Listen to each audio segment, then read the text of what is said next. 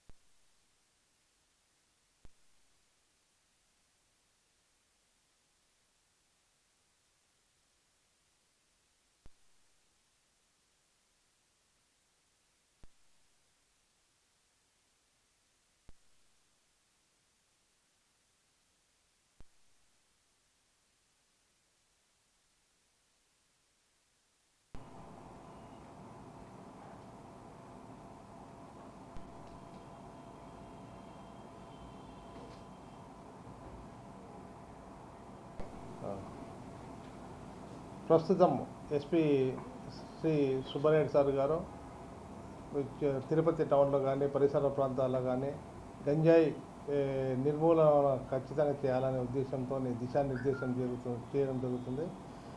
జిల్లాలో అన్ని పోలీస్ స్టేషన్ల ఎస్హెచ్ఓలకు ఆదేశాలు ఇవ్వడం జరిగింది.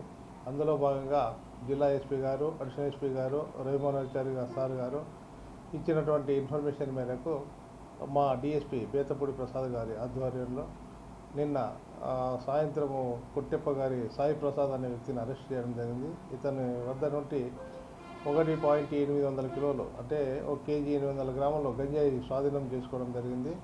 ఇతని మిత్రుడు గౌరీ శంకర్ ఇతను కూడా ఒక 4-5 కేసుల్లో ఇంతకుముందు ఇన్వాల్వ్ అయినాడు. గంజాయి కేసుల్లో అతను తప్పించుకొని పారిపోవడం జరిగింది. అతనిపై నిఘా పెట్టడం జరిగింది. అతన్ని కూడా తొందరలో అరెస్ట్ చేస్తాం.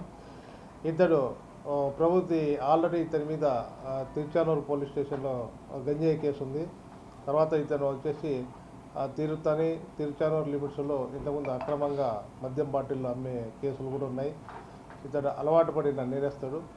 నిన్న ఇతని ప్రవృత్తి ఏమంటే తక్కువ డబ్బులతో ఎక్కువ డబ్బు సంపాదించాలని ఉద్దేశంతో డైరెక్ట్గా వీళ్ళు బరంపూర్, ఒరిస్సా రాష్ట్రంలో బరంపూర్కి వెళ్తారు. అక్కడ వచ్చేసి వైన్ షాపుల దగ్గర ఈజీగా దొరుకుతుందంట గంజాయి.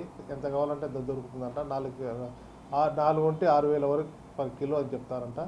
అవి తీసుకొని వచ్చేసి ఇక్కడ 10 గ్రామ్స్ ఉన్నటువంటి సాచెట్స్ తయారు చేస్తారు.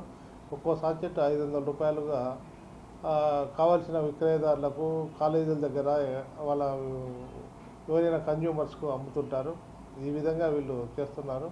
ఇది రాబడిన ఎస్పీ సార్కి వచ్చిన ఇన్ఫర్మేషన్ మీద మనము నిన్న అరెస్ట్ చేయడం జరిగింది.